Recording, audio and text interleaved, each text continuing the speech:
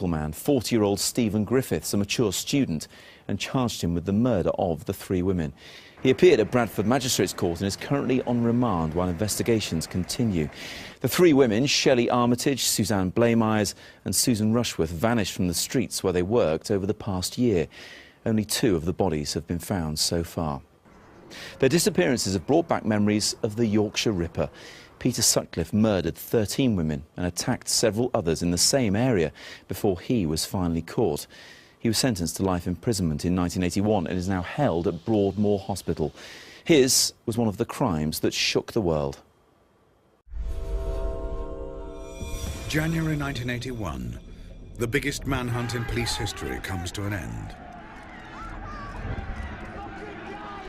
The police have arrested 34-year-old Peter Sutcliffe, the serial killer dubbed the Yorkshire Ripper. The first blow that felled me. Then there was 4 more blows after that. In 5 years, Sutcliffe brutally murdered 13 women.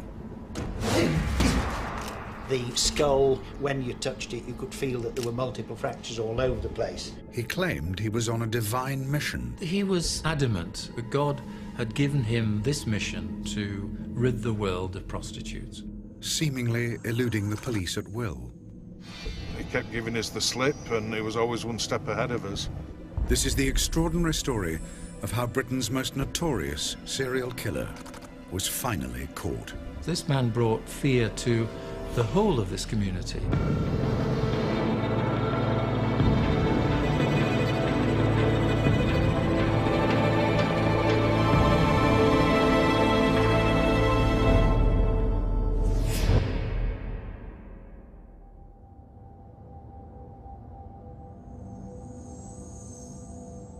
Leeds, 1975.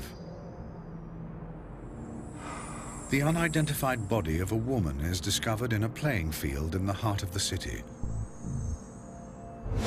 It's the 4th suspected prostitute murder the police have dealt with that year. But this one's different. There's something about the injuries that worries forensic pathologist Professor Mike Green.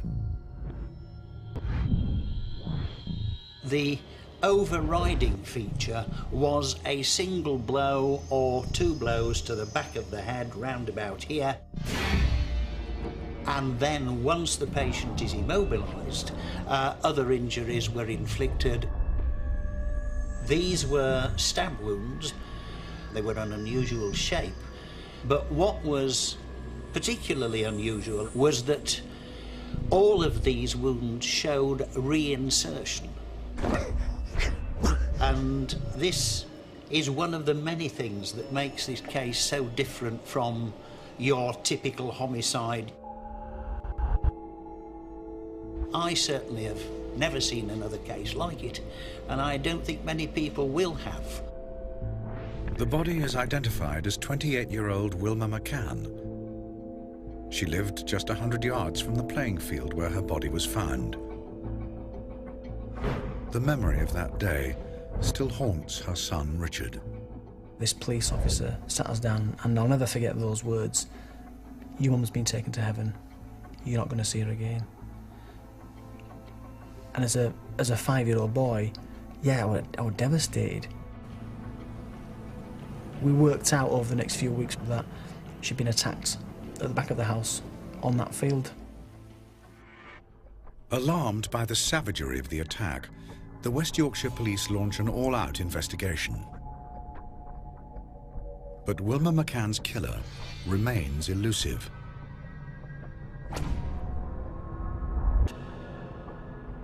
"12 weeks later, another body turns up in the back streets of Leeds. A letter inside the woman's bag identifies her as 42-year-old Emily Jackson. Pathologist Mike Green notes a disturbing pattern beginning to form. By the time you're on to the second case, the similarities began to emerge. Again, there is a head injury, there are injuries to the abdomen, and of course, occupational similarity, a woman who is a working girl, as they say. The failure to find the killer concerns Keith Halliwell, a chief inspector in the West Yorkshire Police. Our murder detection rate had been as high, if not higher, than most other forces in the country. There were years when we'd no outstanding or unsolved murders. And here was one murder, then another murder, that wasn't being solved. And as far as the police were concerned, there was utter frustration. The press seize upon the similarities between the two murders. Constable Andrew Laptew is there when the police find the first clue to the identity of the killer. Emily Monica Jackson was found at the rear of a bakery.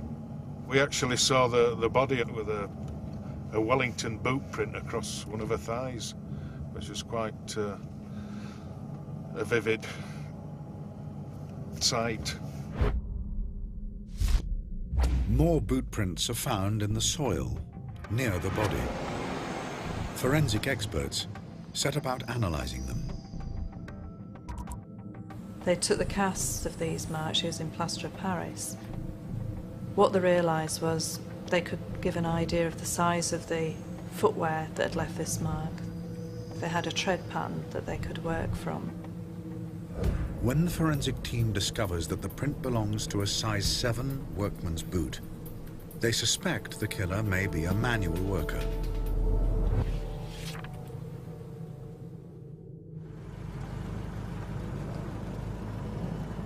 For a year, no more bodies turn up. The trail turns cold, and talk of a serial killer stops. Any ideas on where we can go? It's to be the lull before the storm.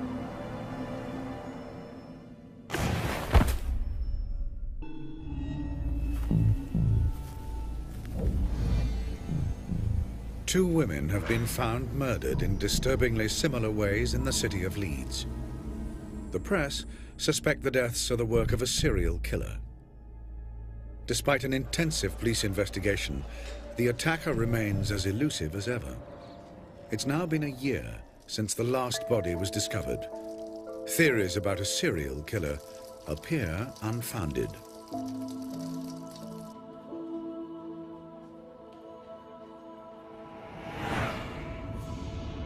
That is all about to change. Roundhay Park, a green oasis on the northern edge of Leeds.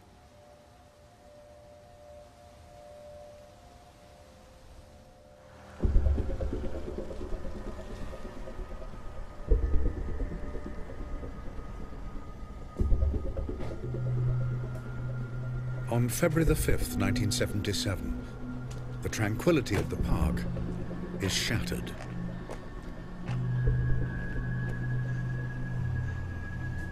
You all right there, love? Come on, how long is this going to take?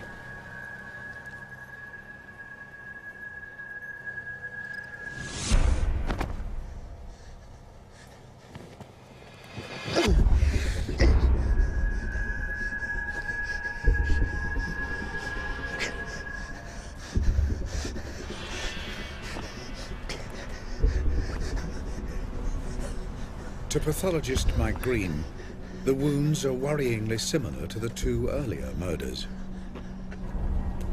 By the time we were on to the third one, again, head injury, injuries to the abdomen, so a definite series has emerged by then. The worst fears of the police are confirmed. A serial killer is at work. The senior officers that were involved in the early stages of the case put two and two together, and because of the method of the victims being attacked, i.e. the hitting on the head with a hammer and then subsequently the stabbing, multiple stabbings, it became evident that it was the work of one person. The dead woman is named as 28-year-old Irene Richardson. Marks in the mud around the body reveal another disturbing twist to the murder. Whoever had done it put himself in the position of the first person coming round the corner, and almost like a film or television producer, you could imagine him framing his shot and saying, no, that's not quite right, let's go and spread the legs a little bit more. And you could see the drag marks on the ground where the body had been rearranged at least twice, possibly 3 times, for maximum effect. There wasn't just arrangement of the body, there was arrangement of the possessions. The boots had been neatly arranged across the legs. The contents of the handbag had been neatly arranged to one side. A careful search of the area reveals something the killer didn't mean to leave behind. Tire tracks. The police quickly draw up a list of the 100 makes of car that use the same tires. The police start tracking down the 53,000 car owners of these different models. Despite contacting over 30,000 owners, no new information emerges. The search is called off. It's a sickening blow to the police. We were pretty depressed, really, because there were all these murders and attacks happening, and we weren't really getting anywhere, despite the massive effort and work that had been put into the inquiry. After 3 deaths, the police were no nearer catching the murderer.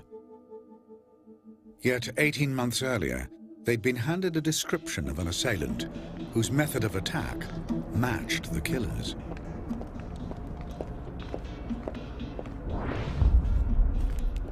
Walking home, 14-year-old schoolgirl Tracy Brown is approached by a man. He just seemed very unassuming, and I wasn't aware that I should have any fear with this person. And I didn't feel that I was in a dangerous situation with him. What happened next still haunts Tracy over 3 decades later. I just felt like a dull thud. There was no pain. It was that hard, it just knocked me senseless. And it just felled me. And I was just on the ground, and it was hitting me again. I didn't even panic, I just remember just saying, oh, stop, please, just stop. Disturbed by a passing car, Tracy's attacker runs off. Despite spending over a week in hospital, Tracy is able to give police a clear description of her attacker.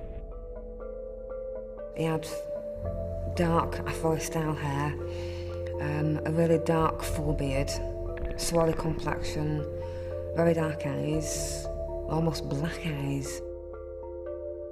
Even with the photo fit, the police can't find a convincing suspect.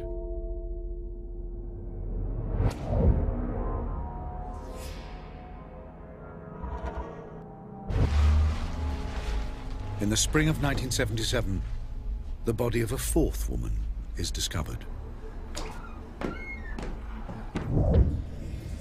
There is another savage variation to the murder. We're now in Oak Avenue, and this is a murder scene where Patricia Atkinson was murdered. It was something totally unusual, a total departure from his usual killing methods.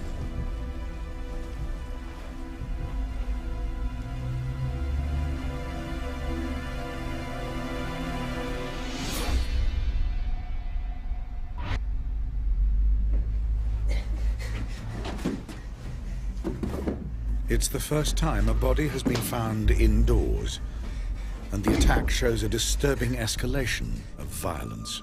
The head injuries were infinitely more severe. The skull underneath the skin was the classical bag of marbles skull, as it's called in pathology. When you touched it, you could feel that there were multiple fractures all over the place.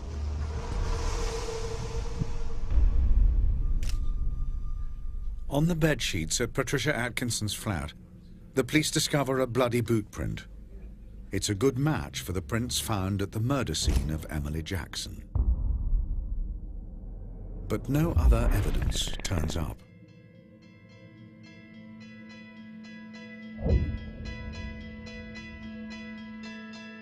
In 18 months, the killer has taken the lives of 4 women and left 13 children motherless. The police make 2,300 house inquiries and take over 2,000 statements, all to no avail.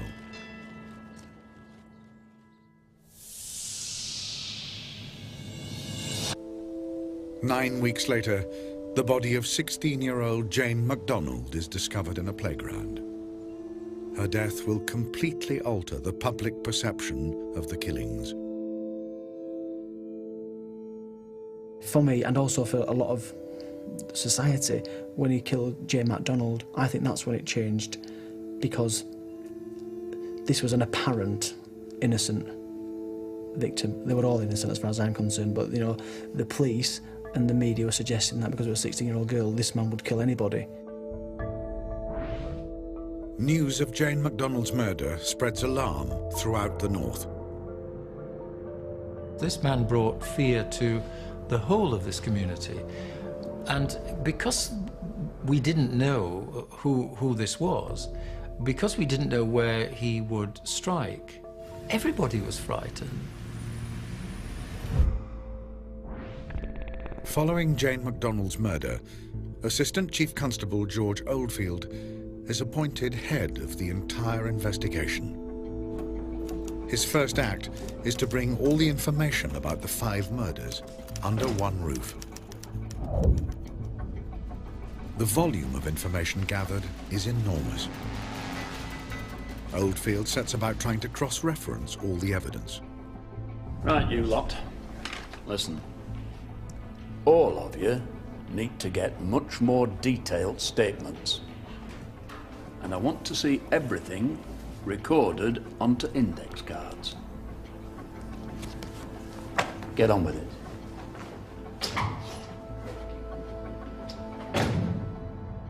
But the index card system proves inadequate to cope with so much data. As barrister for the prosecution, Harry Ognall recalls. They had so many tons of paper there that they actually had to reinforce the floor to take the weight. So the first thing to be said is that they were inundated with a surfeit of information, and they had no means effectively and efficiently of coordinating it. Information overload is a problem that will continue to dog the inquiry.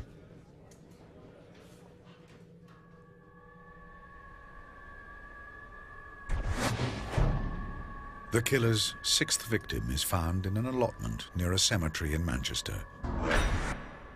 The body is identified as 20-year-old Jean Jordan.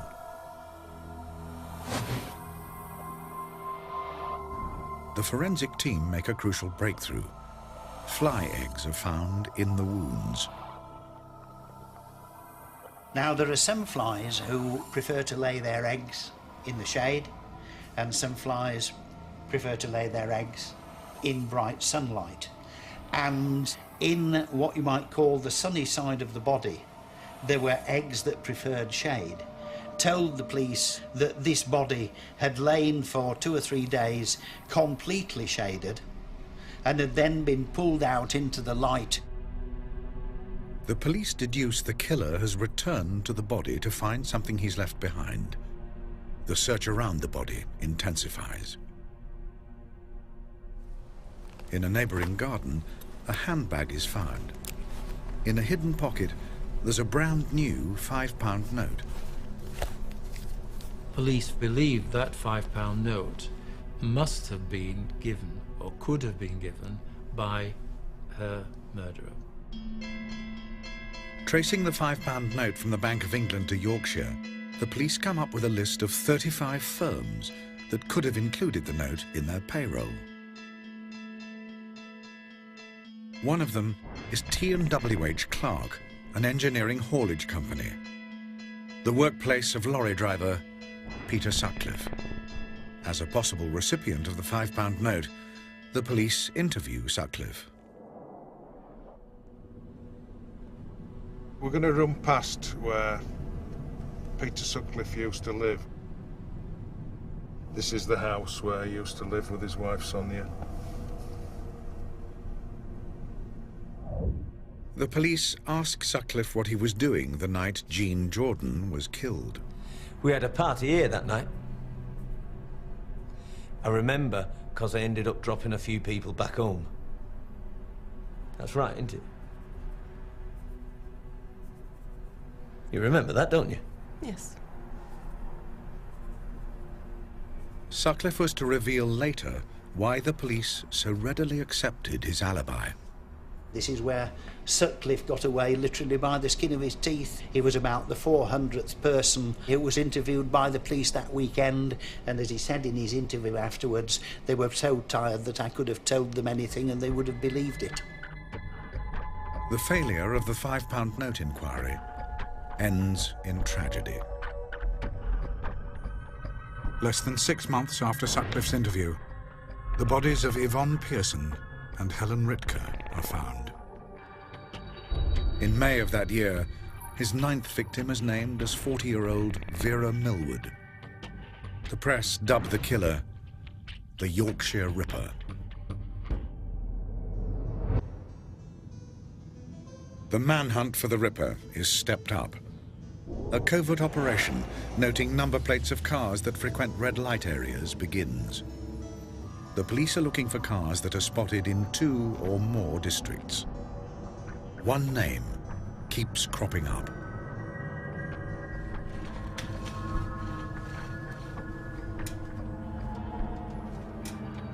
Sutcliffe had been sighted in the red light areas 3 times in Leeds, once in Manchester, and numerous times in Bradford, in excess of 70 sightings in Bradford.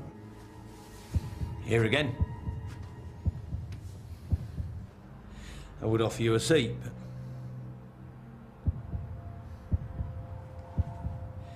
Give us a minute, will you, love?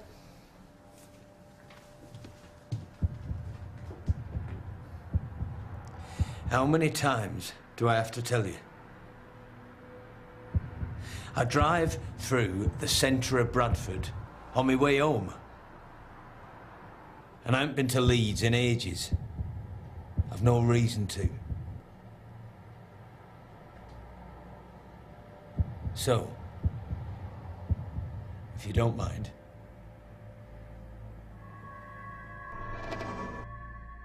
Not happy with Sutcliffe's answers, the police schedule a follow-up interview. But when the body of Building Society clerk Josephine Whittaker turns up, the interview's cancelled. The red light operation seems to have backfired.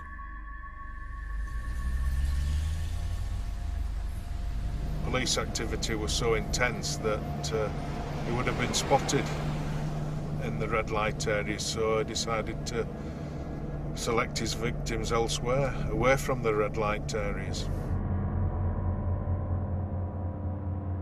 Forensics analysis of the Whittaker murder scene uncovers a boot print.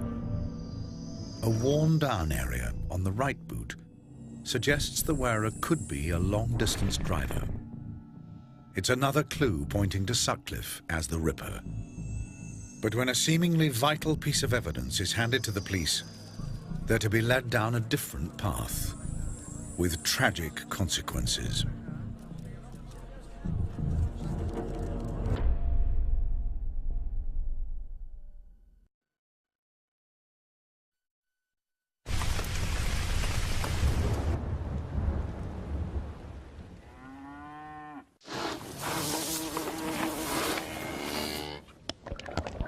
Kelly's Strawberries and Cream Ice Cream, made from Cornish cream and strawberries. Simple pleasure. The results are in. It's won Good Housekeeping's Beauty Star Award. InStyle calls it the affordable luxe cream. Grazia says it's the £30 American Dream Cream.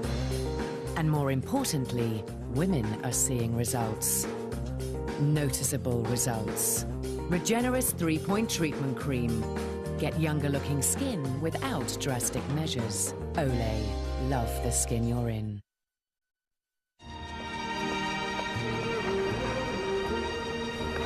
Welcome to my world. Won't you come on in? Welcome to my world. It's not too late to book your perfect summer holiday. Thompson Holidays, built with you in mind. Be prepared and keep your legs perfectly smooth. Now with essential oils, new Veet Supreme Essence Wax Strips. Simply warm, peel, apply and remove. Then wipe for luxuriously smooth skin that lasts up to 4 weeks. Discover the smoothness of Supreme Essence. Veet, what beauty feels like. And Veet Wax Strips are so easy to use, 88% of glamour readers recommend them. I was a lady once, or was it twice? Morning! Hello. My young lady friend here would like a savings account. I've just turned 18. But it has to be suitable for ladies. We are both ladies, you see. Right. How about our unique champion saver? It is suitable for ladies and men. Every month we select the 5 highest branch-based rates from a group of 8 high street banks. Oh, how enchanting! Then take the average and add a bonus for a top rate. Sounds divine, I'll take it. Your name, please. Fred Brown. Get a top rate month after month with Nationwide's Champion Saver. Sorry, Emily. You ruined it! What do you get at the end of a week? A weekend. There are boys' ones. Girls' ones.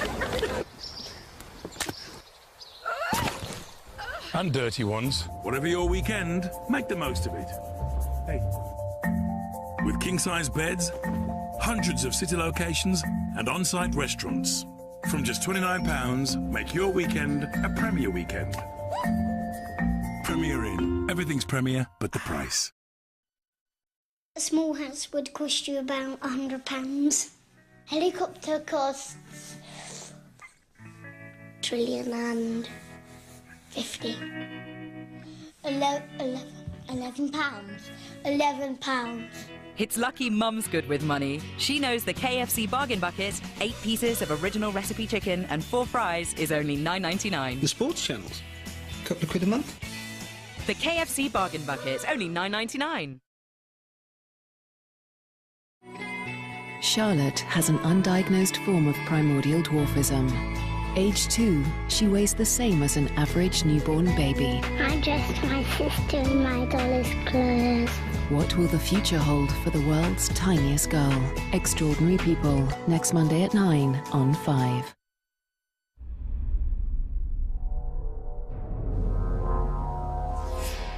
In less than 4 years, the killer dubbed the Yorkshire Ripper has claimed the lives of 10 women. The police have launched Britain's biggest manhunt. Lorry driver Peter Sutcliffe has been interviewed 4 times in connection with the killings. Is the net finally closing in on the Yorkshire Ripper?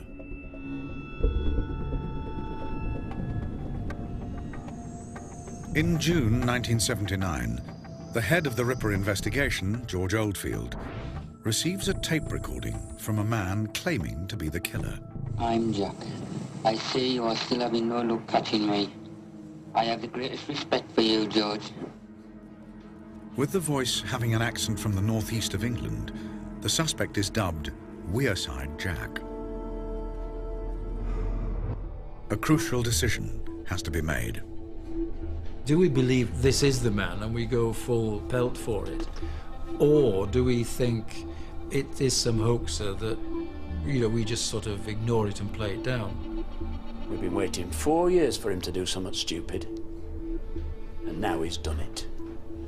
If this bugger thinks he can send us a tape, taking the mick out of us, and get away with it, then he's very much mistaken. So the decision was we go with it, and if we go with it, we go with it firmly and we go with it positively. And that's what George did. The accent becomes a key part of the killer's profile. This is the elimination criteria. Shoe size 9 or less, blood group B. And he lives, or works, in Yorkshire. But there is no doubt he's a Geordie.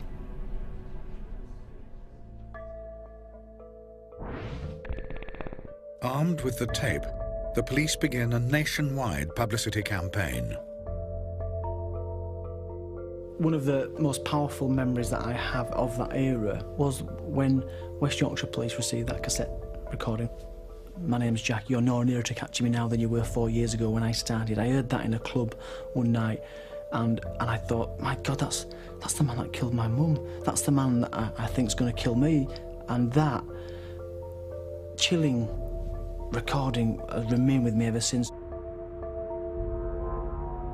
Briefed to take special note of the person's accent, the police begin a series of follow-up interviews. Andrew Laptew is sent to question Peter Sutcliffe. We told him what the nature of our business was. He invited us into his lounge.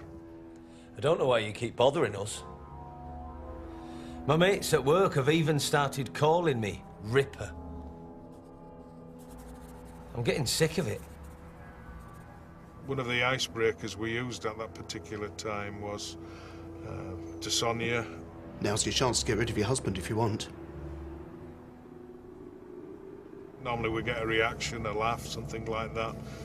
But from both Peter Sutcliffe and Sonia, there was no comment, no reply, nothing, not a laugh.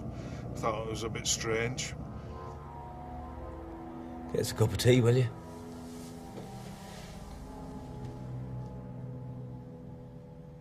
As we continued our interview, we sort of started developing ill feelings about Peter Sutcliffe, that it just didn't seem right. Very cagey, very unresponsive.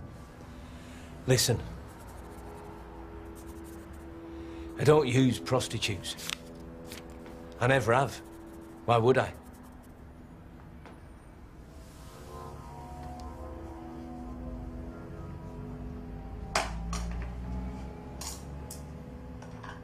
When we sort of started thinking about it in some depth, certain alarm bells started ringing, i.e. his general appearance, which completely fitted the photo fit. The shoe size fitted footprints that were found at scenes of crime. His firm, W.H. Clark's at Shipley, were featured in the £5 note inquiry. Laptew writes up his report and takes it to his commanding officer. He is stunned by the reaction. He summarily dismissed it. I was gutted, absolutely gutted. Not so much because I'd been rejected, but the way I had been rejected. That I'd been made to look pretty stupid. And that was the hurtful part. The biggest factor, which went to negating my report, I assume was because he wasn't a Geordie. He didn't have the Geordie accent. Not everybody is convinced the voice is that of the Ripper. George Oldfield came over to the farm and played this tape. And I just remember listening to it. I said, no, it's not him. As much as I tried to tell him it was a Yorkshire accent, he was actually focused on this guy being a Geordie guy. And it was getting a little bit frustrating himself because I just thought that I wasn't telling him what he wanted to hear. With Sutcliffe excluded from the inquiries, it's not long before another body turns up. On the 2nd of September 1979, the killer strikes again. This area is Backash Grove, where Barbara Leach, a student at Bradford University, was found. She was assaulted, stabbed, and then dumped in a niche normally reserved for dustbins in this back alley.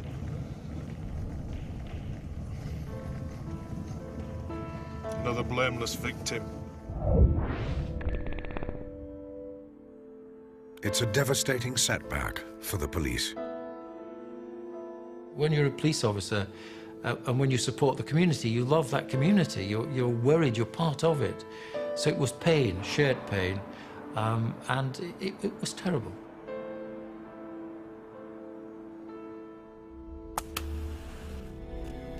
Pressure mounts on West Yorkshire Police to call in outside help. George, why don't we call in the Yard? New Scotland Yard? Those useless buggers haven't caught their own Ripper yet. Go on, lad. Get yourself home.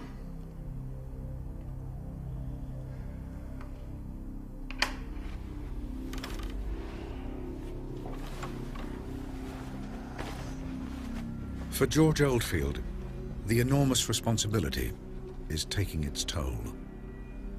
The masses of information that was coming up to him was extraordinary, and one individual couldn't cope with that. I think he was sort of up 24 hours a day dealing with this. With the investigation in disarray, Oldfield is removed as head of the Ripper Squad.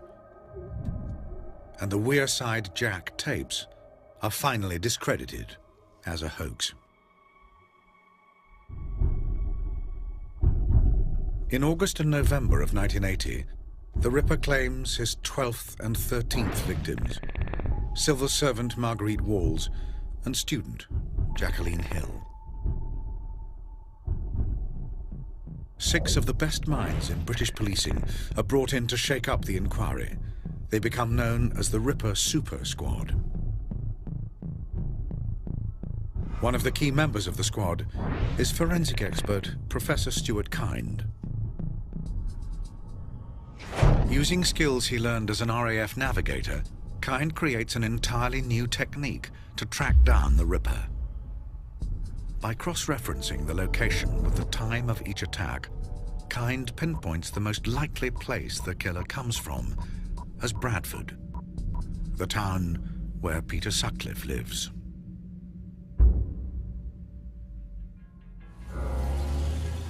Kind's geographical profiling takes the police one step closer to Sutcliffe. But will the Yorkshire Ripper be caught before he kills again?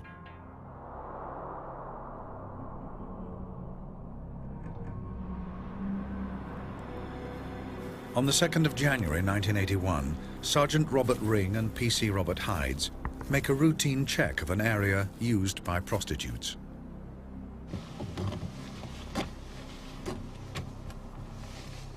What's your name? John Williams. Where you from, Mr. Williams? Rotherham. Who's she? My girlfriend. What's her name? I don't know. I haven't known her that long. Are you trying to kid? Do I look like I've fallen off a Christmas tree? Wait here. When the registration plate is checked, the details fail to match the car or driver. Those plates belong on a Skoda, and you don't look very much like a Mr. Khan. I'm going to place you both under arrest. You get out. You stay there, love.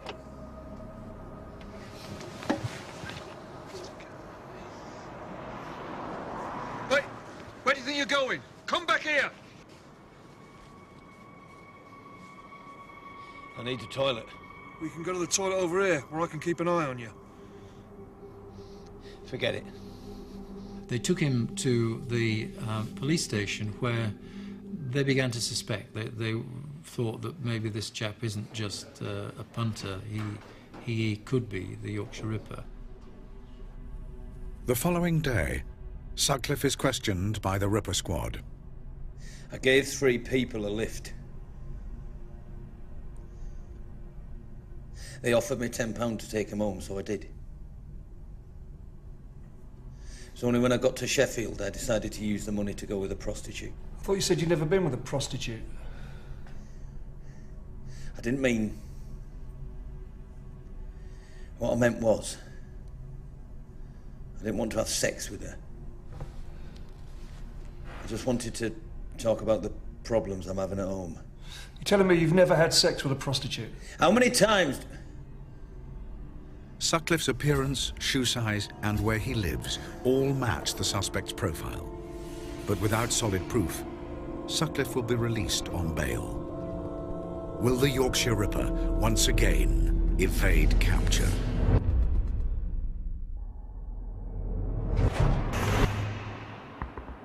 Get out. You stay here, love. After he's caught with a prostitute on the outskirts of Sheffield, Peter Sutcliffe is questioned by the Ripper Squad. It were only when I got back to Sheffield that I decided to use the money to go with a prostitute. It's the 10th time he's been interviewed in relation to the killings. But unless they find hard evidence, the police will have to let Sutcliffe go.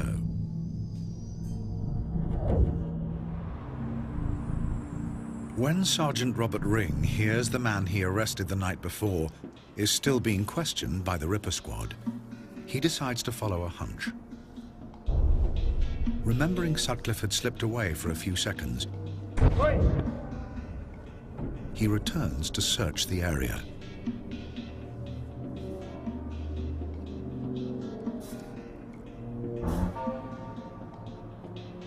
It proves to be a crucial decision. The police confront Sutcliffe with their findings. I think you've been leading up to it. Leading up to what? The Yorkshire Ripper. What about the Yorkshire Ripper?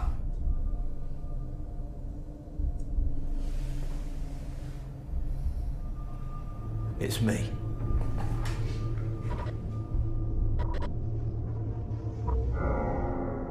Sutcliffe told me that at that moment, miraculously, God told me I had to tell the truth, my mission was over. That's Sutcliffe's version of it. I just want to tell you about what I've done. I'm glad it's all over. Suddenly all of this pressure was lifted, all of the feelings were released. You know, finally, this has come to an end. And it didn't matter how it came to an end. This man was caught, and finally the chapter was an end. So there was euphoria. When I first heard that Peter Sutcliffe was a Yorkshire Ripper, it's very difficult to describe how I actually felt. But it was like being punched in the heart, to be honest. The fact that I had interviewed Sutcliffe and that he had gone on to kill and injure other victims was something that it's going to live with me and stay with me to my grave. The public can finally vent their fury at the murderer. A man has been arrested in connection with the Yorkshire Ripper murders. He's been named as Peter Sutcliffe, a lorry driver from Glasgow. People were outraged and enraged, and their emotions were boiling over outside the court in the streets. On the 29th of April 1981, the trial of Sutcliffe starts at the Old Bailey. Despite confessing to the killings, Sutcliffe enters a plea of manslaughter on the grounds of diminished responsibility. Sutcliffe's thesis, if I can call it that, was that having had an experience in a Bingley cemetery when looking at a gravestone of a dead Polish person, he'd had this message from God, which in fact conferred upon him a divine mission to kill prostitutes. Those involved with the case offer another reason why Sutcliffe killed. I think that his motive for causing the deaths of these women were for his own sexual gratification. I think it's the only way he could get any form of sexual satisfaction. I'm going to need you to take your clothes off. Forensics need them.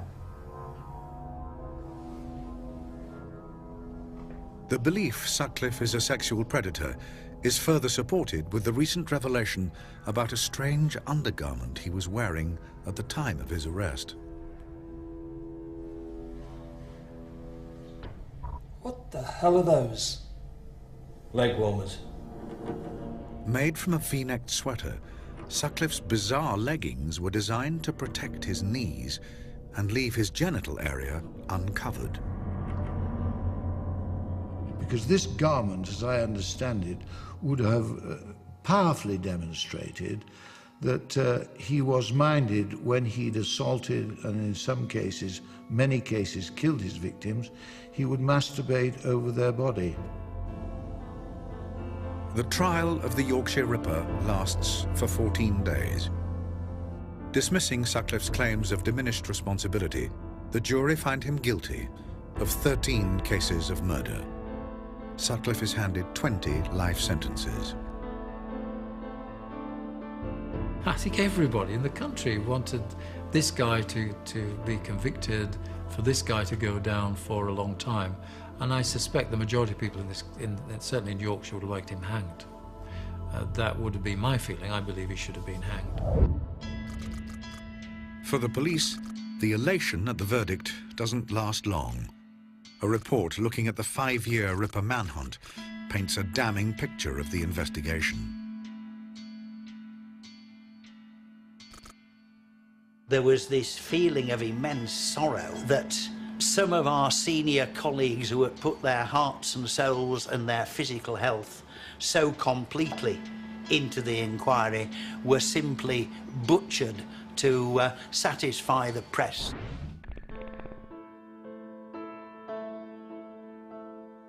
The Home Office report effectively ends George Oldfield's police career. Less than 2 years after his retirement, Oldfield dies, aged just 61 years old. 3 decades later, the effects of Sutcliffe's brutality are still being felt. Why did he do it to me? What was going through his head? How did he feel?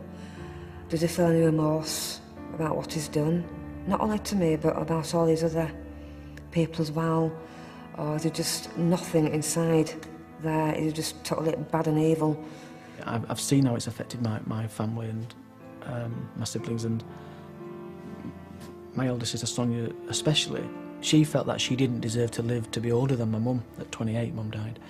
And when Sonia became 28, it's almost like she got even worse because she didn't feel like she deserved to live. And very sadly, to say the least, Sonia took her life.